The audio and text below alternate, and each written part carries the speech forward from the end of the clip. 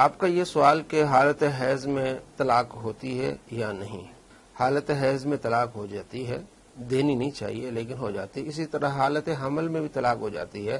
ہمارے یہاں یہ مشہور ہے کہ حالت حمل میں طلاق نہیں ہوتی، یہ بات غلط ہے۔ حالت حمل ہو یا حالت حیض ہو، طلاق ہو جاتی ہے۔ ہاں، حالت حیض میں اگر کسی نے طلاق دی ہے تو بہتر یہ ہے کہ وہ رجوع کرے۔ اگر ایک طلاق اس نے دی ہے تو وہ رجوع کرے۔ مسلم شریف میں حدیث ہے اور جامع ترمذی میں حدیث کا نمبر ہے 1175۔ محمد بن سیرین تابعی روایت کرتے ہیں یونس بن جبیر سے۔ یونس بن جبیر کہتے ہیں سألت ابن عمر رضی اللہ عنہما، حضرت عبداللہ بن عمر سے میں نے سوال کیا، ان رجل، ایک آدمی کے بارے میں، طلق امرأتہ وہی حائض، کہ اس آدمی نے اپنی بیوی کو طلاق دی ہے اس حالت میں کہ اس کی بیوی حالت حیض میں ہے، حالت حیض میں ہوتے ہوئے اس نے طلاق دے دی ہے۔ فقال، حضرت عبداللہ بن عمر نے فرمایا، حل تعرف عبداللہ ابن عمر، کیا تو عبداللہ بن عمر کو جانتے ہو؟ یعنی سوال خود حضرت عبداللہ بن عمر سے کر رہے ہیں اپنے شاگرد سے کہ کیا تو عبداللہ بن عمر کو جانتا ہے، یعنی متوجہ کرنے کے لیے۔ تو انہوں نے کہا جی ہاں، آپ میرے استاد ہیں، میں کیوں نہیں جانتا۔ فرمایا فإنہ طلق امرأتہ وہی حائض، عبداللہ بن عمر نے اپنی بیگم کو حالت حیض میں طلاق دی۔ فصار عمر النبی صلی اللہ علیہ وسلم، حضرت عمر رضی اللہ تعالیٰ عنہ نے آپ علیہ السلام سے اس بارے میں پوچھا۔ فامرہ ان یراجعھا، آپ علیہ السلام فرمایا کہ عبداللہ بن عمر کو کہو کہ رجوع کر لیں۔ یعنی حضرت عبداللہ بن عمر رضی اللہ تعالیٰ عنہ نے حالت حیض میں اپنی بیوی کو طلاق دی، اور یہ مسئلہ پھر حضرت عمر رضی اللہ تعالیٰ عنہ جو عبداللہ کے والد ہیں، انہوں نے جا کے آپ علیہ السلام سے پوچھا کہ یا رسول اللہ، میرے بیٹے عبداللہ نے حالت حیض میں اپنی بیوی کو طلاق دی ہے، تو آپ علیہ السلام نے فرمایا کہ اپنے بیٹے کو کہیں کہ رجوع کر لیں۔ تو ایک طلاق دی ہے تو بہتر یہ کہ وہ کیا کر لیں، رجوع کر لیں۔ اور اسی سے اگلی حدیث ہے 1176 کہ آپ صلی اللہ تعالی علیہ وآلہ وسلم فرمایا کہ مرہ فلیراجعھا، اسے حکم دے کہ وہ رجوع کر لے، یہی مسئلہ۔ اور آگے الفاظ ہیں ثم یطلقھا طاہرا او حاملا، اس کے بعد پھر جب وہ حالت طہر میں آ جائے اس وقت اس کو طلاق دے، یا حالت حمل میں اس کو طلاق دے، یعنی حالت حیض میں طلاق نہ دے، جب وہ پاک ہو جائے تو پھر طلاق دے، او حاملا، یا حالت حمل میں طلاق دے۔ یہ دونوں مسئلے کلیئر ہو گئے۔ ایک کہ حالت حیض میں طلاق ہو جاتی ہے، نہیں دینی چاہیے، ہو جاتی ہے، اگر دے تو وہ رجوع کر لے، بہتر یہ ہے۔ اگر 3 طلاقیں دیے پھر تو رجوع والا مسئلہ ہی نہیں رہتا۔ اور اس حدیث سے یہ بھی ثابت ہوا کہ حالت حمل میں طلاق دے گا، طلاق ہو جائے گی۔ اس سے نیچے امام ابو عیسیٰ محمد بن عیسیٰ ترمذی رحمۃ اللہ علیہ فرماتے کہ حدیث حسن صحیح ہے۔ والعمل علی ھذا عند اہل العلم من اصحاب النبی صلی اللہ تعالی علیہ وآلہ وسلم وغیرہم، کہ یہی عمل تھا صحابہ کرام علیہ رضوان کا کہ حالت حیض میں طلاق نہیں دیتے تھے، حالت طہر میں طلاق دیتے تھے۔ ان طلاق السنت ان یطلق طاہرا من غیر جماع، سنت طلاق دینا یہ ہے کہ حالت طہر میں طلاق دے، اور اس حالت طہر میں جس میں اس نے اپنی بیوی کے ساتھ رشتہ ہے ازدواج نہ جوڑا ہو۔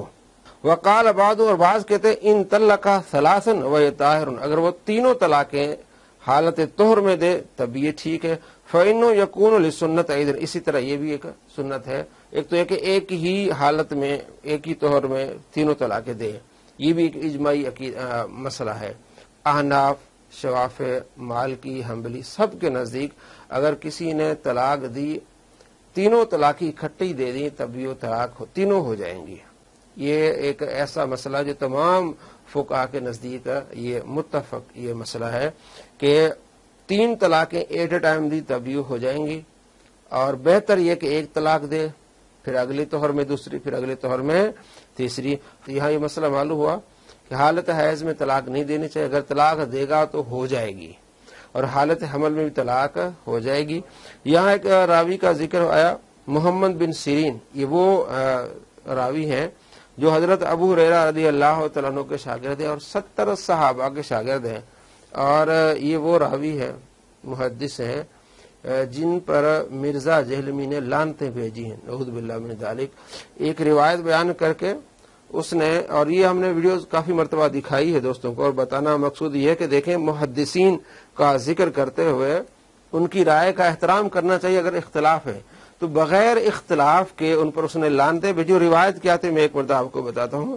یہ سنن دارمی میں یہ روایت ہے، 491 روایت ہے کہ محمد بن سیرین کے پاس کچھ لوگ ہیں فلاسفہ اور اہل ہوس تھے، یعنی اس وقت کے جو بدعتی لوگ ہیں، بد عقیدہ لوگ ہیں، وہ آئے. انہوں نے کہا جی ہم آپ کو قرآن سننا چاہتے ہیں. آپ نے فرمایا نہیں سنتا میں آپ سے قرآن. انہوں نے کہا جی ہم آپ کو احادیث سناتے ہیں. آپ نے فرمایا نہیں.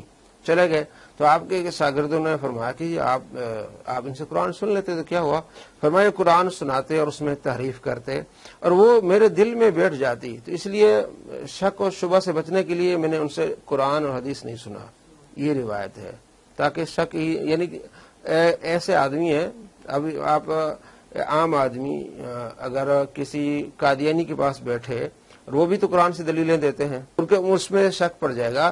تو آپ تو بڑے محدث تھے، آپ کو شک نہ بھی پڑتا، لیکن آپ نے طریقہ بتا دیا کہ ایسے لوگوں کے پاس نہیں بیٹھنا. قرآن پاک میں بھی فلا تقعد بعد الذکری مع القوم الظالمین، ظالم قوم کے پاس آپ نہ بیٹھیں، ظالموں کے پاس آپ نہ بیٹھیں. تو آپ نے ان سے فرمایا ہم نے آپ کو قرآن نہیں سننا، حدیث نہیں سنی. اور کیوں فرمایا؟ اس میں وہ تحریف کریں گے. مجھے ڈر تھا کہ وہ کوئی آیت سنائے اس میں تحریف کر دیں اور وہ میرے دل میں بیٹھ جائے، تو اس لیے میں نے ان سے قرآن نہیں سنا.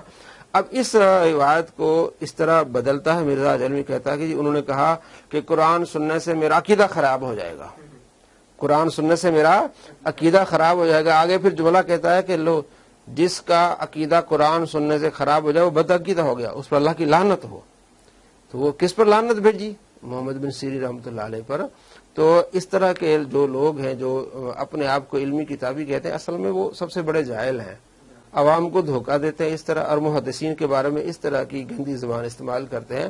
ہم ادب والے ہیں، ادب میں رہنا چاہیے. اگر کسی کو اختلاف ہو بھی جائے تو کیا اس طرح کی زبان استعمال کی جاتی ہے؟ اب